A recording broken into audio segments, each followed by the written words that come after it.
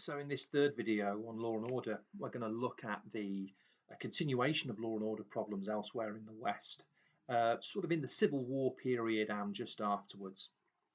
There are a number of issues that create law and order problems in this time period.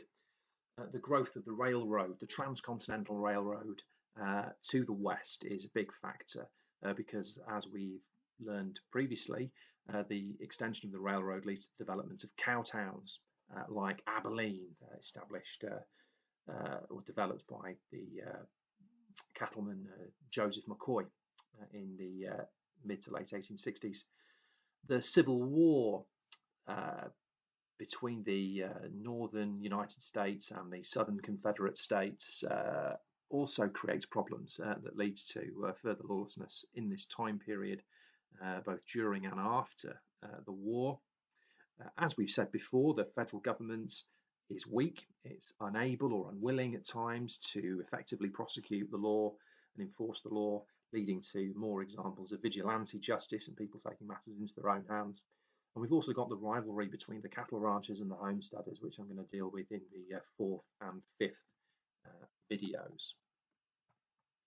So let's start with the problems created by the railroad.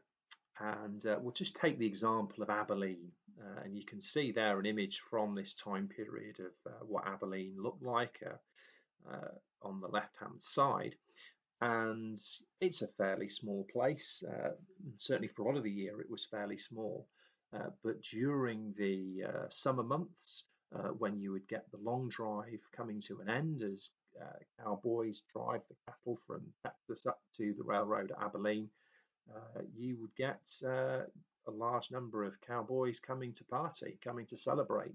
They've got paid and they are keen to have a good time. The population would swell from about 500 perhaps to up to around 7,000. So again, we've got a situation of rapid population growth and the inability of law enforcement to deal with that, to cope with that.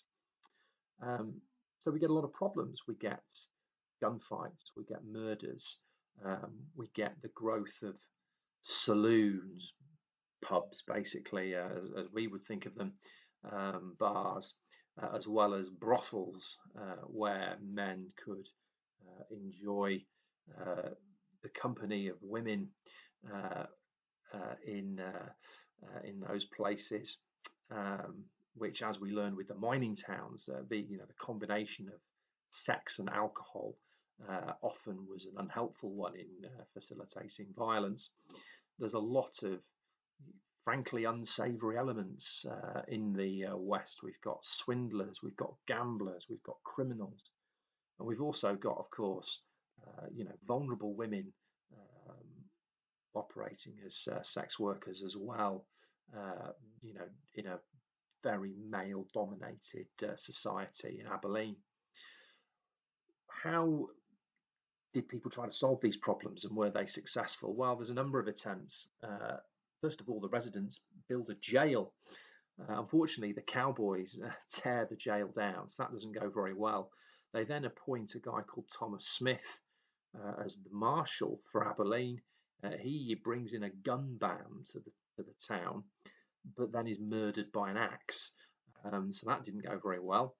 And then in April 1871, the notorious individual Wild Bill Hickok was appointed marshal. Now, Hickok was a feared individual in the West. Unfortunately, not the most effective lawman, as he quite enjoyed drinking in saloons and gambling. So he ended up being sacked by the end of 1871. Ultimately, the only way that the residents of Abilene could deal with the problems was to actually just kick the cowboys out entirely. So Abilene, the first cow town, but perhaps one of the first towns to realise that the problems that the cowboys could bring as well. Now, that didn't solve the problems, it just moved them somewhere else. Places like Dodge City or Wichita, elsewhere in Kansas, would become subsequent cow towns with similar types of problems from time to time. We also mentioned that the Civil War was a cause of lawlessness as well. There's a number of reasons for this, and what we've got is the war is highly violent conflict. 620,000 soldiers on both sides are killed as a result of this 4-year conflict. It's by far the most violent conflict in American history. A lot of people deserted the respective armies of the Union and the Confederacy, and they would go off to the West to run away, basically.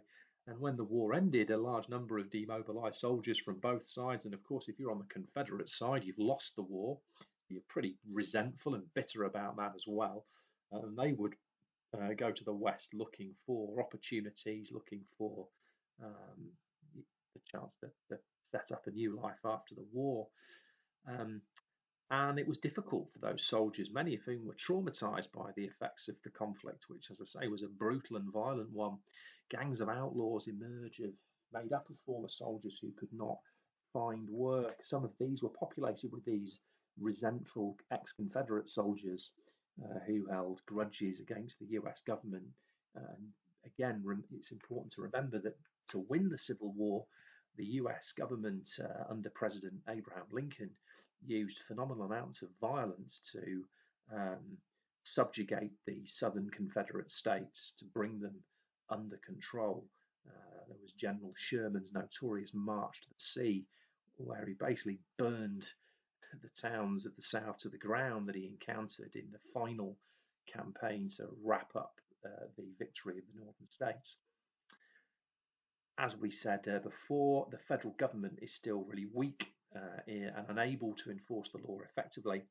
So we see the emergence of gangs like the Reno Gang emerging that terrorized communities in the West. I apologize for the typo there. They would bribe officials, rob trains, and they stole thousands and thousands of dollars from a series of train robberies. And again, because the federal government was unable to enforce the law, private agencies were set up to try to deal with the problems. One famous example was the Pinkerton Detective Agency, which was enlisted to deal with the Reno Gang. They were able to identify them, but then vigilantes used that information to basically get hold of this Reno Gang and lynch the members that had been apprehended by the Pinkertons. So again, it showed that getting justice in the West was not easy. It showed that it was very, very difficult to effectively enforce the law, and obviously various problems where people are taking matters into their own hands. We can see how that's unfair, how that violates principles of innocence until proven guilty. These things just did not exist at times in the American West.